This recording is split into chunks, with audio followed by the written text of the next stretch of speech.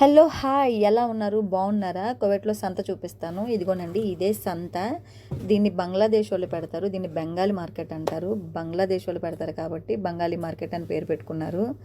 చూడండి ఈ సంత మా అంటే శుక్రవారము, శనివారము, గురువారము ఉంటుంది. ఒక 2-3 అవర్స్ ఉంటుందండి అంతే.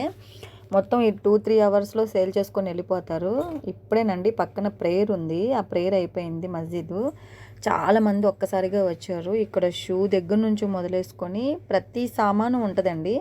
ఇది కొంచెం చీప్ అండ్ చీప్లో దొరికిద్ది ఇక్కడ. అంటే మనం సూపర్ మార్కెట్లో బకాలాల్లో కొనేదానికన్నా ఇక్కడ కొనడం కొంచెం ₹1 తక్కువగా ఉంటుందన్నమాట. ఈ సామాన్లు ఎక్కడి నుంచి వస్తాయి అని అంటే, ఇప్పుడు ఇంటర్నేషనల్ ఎయిర్పోర్ట్లలో మనం సామాన్లు హెవీగా తీసుకొని వెళ్తాం కదా. అక్కడ లగేజీ ఒక 35 ఇచ్చాడు అనుకోండి, మనం 40 అలా తీసుకెళ్తాం కదా. ఆ 5 కేజీస్ అది తీసేసి చాలామంది పక్కన పడేస్తారు కదా. ఆ సామాను మొత్తము అక్కడ సివిలైజేషన్ వాళ్ళు గోడౌన్కి పంపిస్తారు. అక్కడ వీళ్ళు ఎంతో కొంత పే చేసుకొని తెచ్చుకొని ఈ రకంగా అమ్ముతారండి.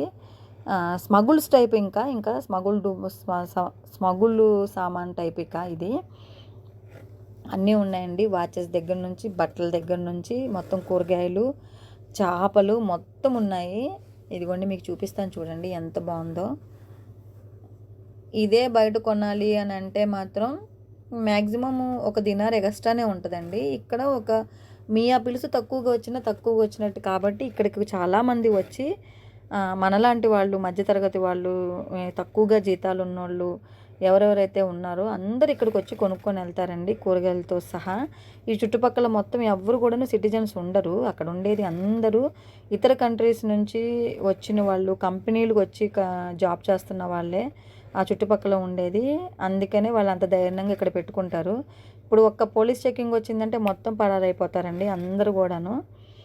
ఆ కాసేపు ఒక గంట 2 గంటల్లో మొత్తం సేల్ ఎంత ఉంటే అంత, ఎంత కడిగితే అంత ఇచ్చి పంపించేస్తారు వాళ్ళకి గిట్టుబాటు అయినంత దాంట్లో. చూడండి టమాటాల దగ్గర నుంచి మొత్తం ఉన్నాయి. చాలా చాలా అంటే చాలా తక్కువగా వస్తాయండి. అంటే మార్కెట్ల రేటుతో పోల్చుకుంటే ఇక్కడ తక్కువగా వస్తాయి. ముల్లంగి ఇంకా మొత్తం ఉందండి. మొత్తం ఒకటి కాదు అన్నీ ఉన్నాయి, చేపలతో సహా ఉన్నాయి.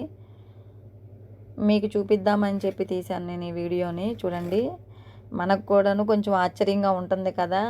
ఎక్కడ జరిగినా ఎక్కడికి వెళ్ళినా ఒకటే వ్యాపారం అండి.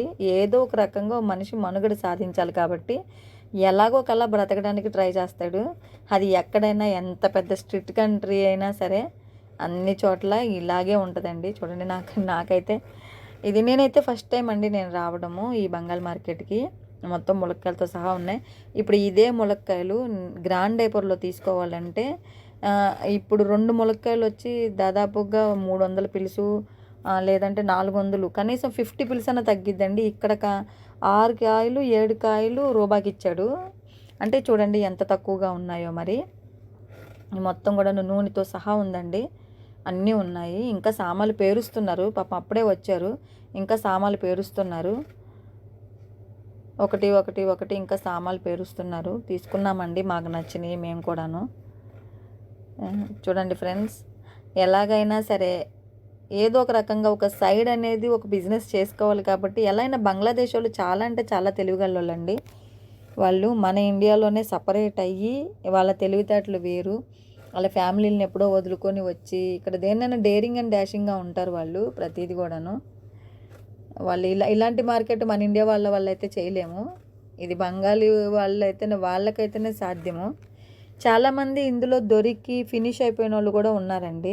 ఇంకా ఇది కూడాను ఇక్కడ ఎందుకు ఇదే టైంలో పెడతారు అంటే 12 గంటలకి ఎందుకు పెడతారు అంటే ఈ మార్కెటు అప్పుడే కదండి నమాజ్ అయ్యిద్ది. నమాజ్ అయిన టైంలో ఎవ్వరు తొందరగా క్యాచ్ చేయరు. ఎందుకంటే హరాం అనుకుంటారు వీళ్ళు చూసి చూడనట్టుగా వదిలేస్తారేమోనని వీళ్ళు. అందులోనూ బంగ్లాదేశ్ వాళ్ళందరూ ముస్లిమ్స్ కదండి. ఇది ముస్లిం కంట్రీ. అందుకని వాళ్ళకు కూడాను కొంచెం లావాదేవీలు ఉంటాయి కాబట్టి ఏమో పెడతారనుకుంటా. ఓకేనండి, ఏదైనా ఏమైనా మనకైతే చాలా తక్కువగా వచ్చేదైతే ఇక్కడ ఇంకా సుగ్జుమా ఈ 2 చోట్ల మనం ఎక్కువ శాలరీలకి కాదు కాబట్టి మనం వచ్చింది. తక్కువ శాలరీలకి మనకి రోజు గడిచిపోవాలి.